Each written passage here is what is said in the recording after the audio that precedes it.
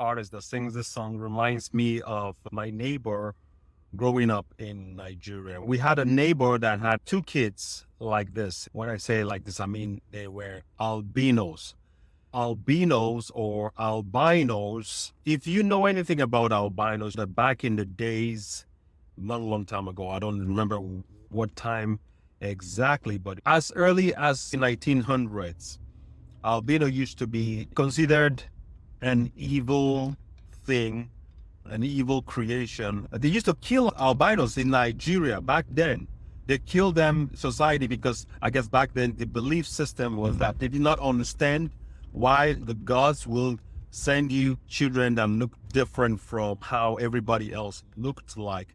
So albinos used to be killed as an evil thing because of people's limited knowledge, limited understanding about life and about the world, about birth, about genetics, about the genes, about nature. So albinos will be killed as evil people or abomination to the land. Each time this artist comes on, the song comes on, it reminds me of my neighbor and just brings all that triggers to how we have evolved as a society. As a society today, there's a lot of belief system that we hold on to that doesn't serve us. And it's your part to play. Call it your responsibility to find out what are those belief systems that don't serve you. What are those belief systems that we inherited that does not serve us, but because of it came from my parents, because of religion, because of beliefs of you want to do the same as the status quo, you do not want to be different, go against the normal, you want to fit in because of conformity. There are some belief system that we hold on to that doesn't serve us today. As an enlightened man, as part of evolvement, it's your responsibility and my responsibility to weed out those belief systems that does not serve us today. We all have them, even in our place of work. The way we dress, the judgment we place on other people. When you look at somebody, you form the judgment based on your own perception of how things should be. If anybody's different from you, you label them, categorize them, pretty much slaughter them if they look any different from you. So there's a lot of belief systems that we need to get rid of. And you can't tell me that it's hard to get rid of belief system. You form them, you make them. So who's going to change them? You. I don't have to tell you what belief system to change. You know what belief system that you have that is not serving you. What I can do is tell you how to change them. Yes, I can help you work on how to change habits, because habits that's all it is. What is a belief? A belief is something that you keep telling yourself over and over and over. And because you've told it to yourself for so many times, repeatedly, it becomes a belief.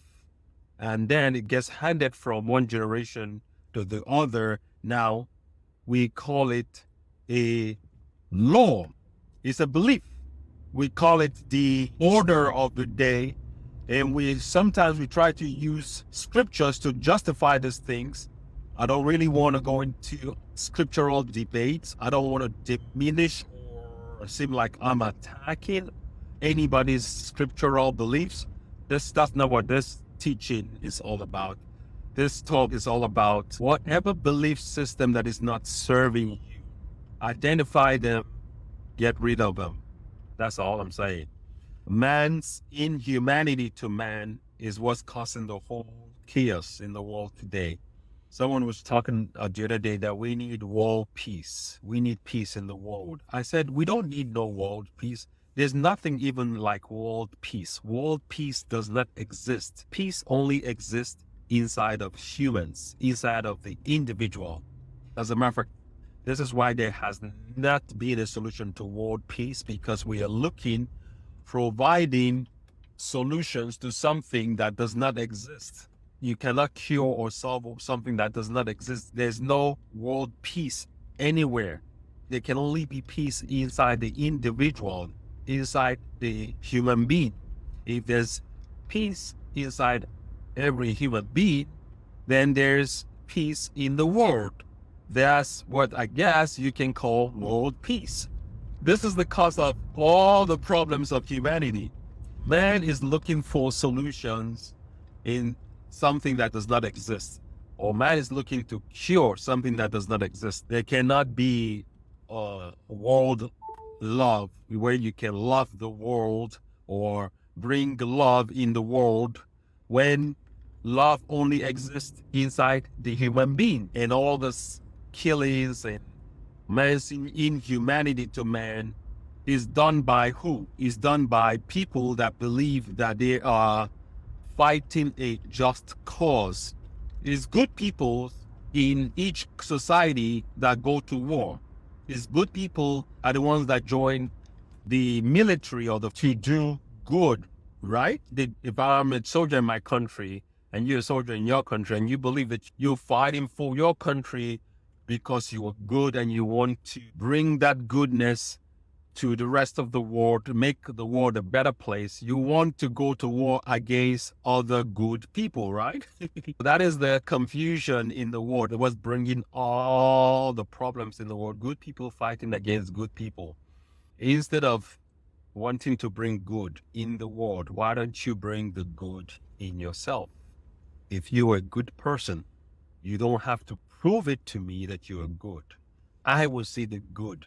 The good in you will speak. That is what in the Bible, the scripture talks about it, right? Let your light so shine that other men may see your good works. Let means you don't do anything, right, to force or make that happen. You let means to allow, to be free, to don't be in the way. Let your light so shine. Live that good qualities, belief system that you have.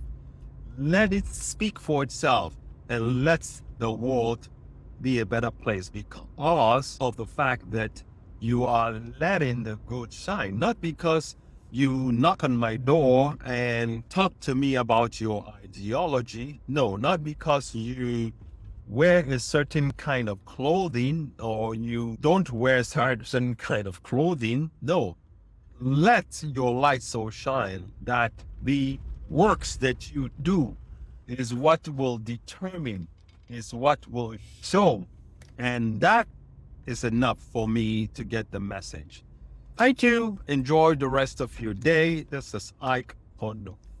Download my free PDF, subscribe to my YouTube channel, listen to my affirmations, and you begin to reprogram your subconscious mind, open up the way you see the world, the way you think, because our thoughts control our feelings control our actions are a result of our thought. So back again in the same circle. Thoughts, feelings, actions. What you think about also has a lot to do with your perception. Your perception is what gives your thought the feelings that you have, because check out what I'm telling you. Let's say one thought, same thought comes right now to two people. The two people will give that one thought a different interpretation. So what is it? Where is that interpretation coming from? Each man's perspective. Your perspective gives your thought the shape, the body, the emotion that creates the feelings. The feelings produces the action. The action is an expression of the result. Thank you. Enhance your perception.